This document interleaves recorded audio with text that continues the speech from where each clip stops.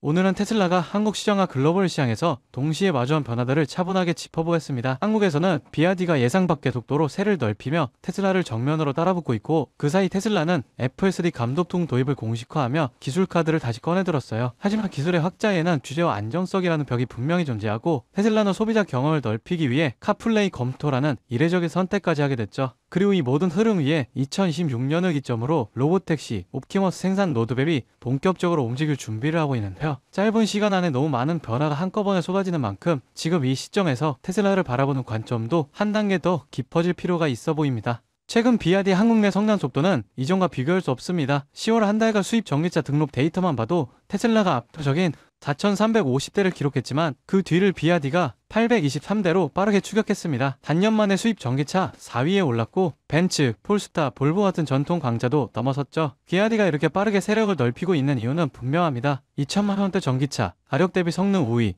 연 시장 서비스 센터 확장 속도, 특히 서비스 인프라는 반년 만에 30곳으로, 서비스 센터는 25곳으로 늘어났어요. 한국 시장에서 본격적으로 뿌리를 내리겠다는 강한 의지죠. 이 흐름은 테슬라에 두 가지 압박을 줍니다. 가격 경쟁력의 공백, 그리고 서비스 측면에서의 비교. 결국 테슬라는 BYD의 속도를 무시할 수 없는 상황에 들어섰습니다. 이런 상황 속에서 테슬라 코리아가 갑자기 올린 한 문장이 시장 분위기를 바꿔놓았습니다. FSD 감독형, 감 목적지는 한국. 테슬라가 국내에서 처음으로 FSD 출시 계획을 공식화한 순간이었습니다. 소비자들은 이미 높은 기대감을 가지고 있었고, 이번 발표는 테슬라가 한국 시장을 전략적 국가로 판단했다는 신호처럼 전달됐습니다. 공개된 영상에서는 운전자가 손을 떼고 차선 변경, 골목길 주행 주차까지 자연스럽게 실행하는 모습. 테슬라가 기술로 승부수를 띄운 셈입니다. BYD가 가격으로 압박한다면 테슬라는 기술로 판을 흔들겠다는 전략이죠.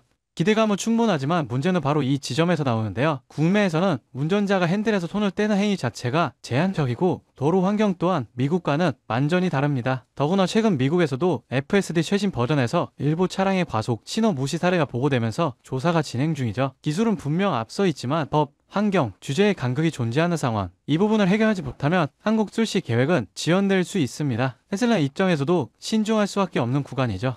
주제와 안정성 문제로 FSD가 완전히 날개를 펴지 못하는 사이, 테슬라는 또 다른 방향에서 소비자 만족을 끌어올리는 전략을 선택했습니다. 바로 애플 카플레이 도입 검토 소식. 지금까지 테슬라는 카플레이를 완전히 배제해왔습니다. 머스크 본인도 애플의 정책을 공개적으로 비판한 적이 많죠. 하지만 전기차 경쟁이 치열해지고 판매 둔화가 이어지면서 소비자가 원하는 걸 인정해야 한다는 판단이 반영된 것으로 보이는데요. 테슬라가 카플레이를 부분 연동하게 된다면 아이폰 사용자 편의성 증가, 음악 메시지 지도 기능 접근성 향상, 기존 테슬라 UI와 공존, 그동안 아쉬움을 크게 해소하는 변화가 됩니다. 이제 테슬라의 가장 강력한 카드가 등장합니다. 최근 내부 회의에서 테슬라 AI 부문은 2026년이 회사 역사상 가장 중요한 시험대가 될 것이라고 언급했죠. 이유는 명확합니다. 2025년 말까지 8개에서 10개 도시에서 로보택시 서비스 운영, 로보택시 1000대 이상 도로 투입, 2026년 말부터 휴머노이드 로봇 옵티머스 생산 시작, 연간 100만 대 생산 목표. 이는 테슬라 내부팀 전체가 통력전으로 움직여야 하는 로드맵입니다. FSD, 로보택시, 옵티머스, 이 세 가지가 연결되며 테슬라의 AI 전략이 완성되는 구조죠. BYD와 단기 경쟁, 편의성 확장, 주제 문제를 넘어 머스크가 완전히 다른 방향으로 미래를 그리고 있습니다. 이 지점이 테슬라가 여전히 주목을 받는 이유죠.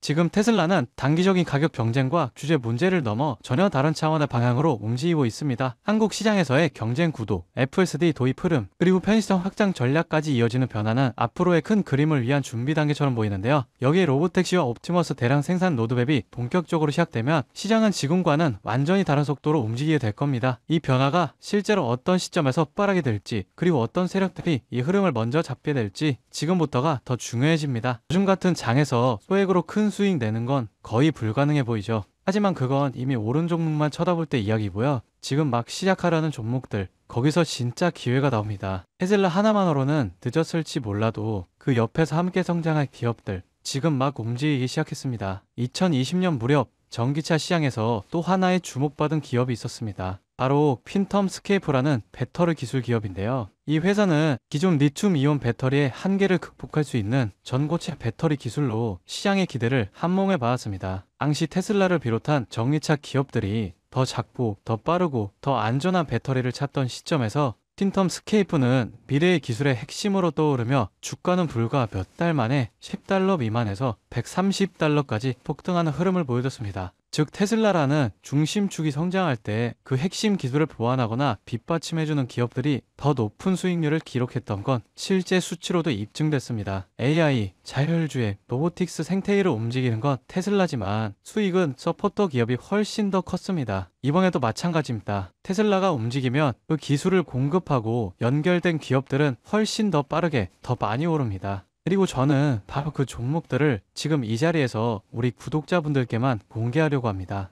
영상 아래 더보기 버튼 누르시면 파란색 링크 하나가 보일 거예요. 간단하게 설문조사 진행 후 전송 버튼만 눌러주시면 확인 후에 수익 가능성이 가장 큰 수혜 종목 리스트 바로 보내드리겠습니다.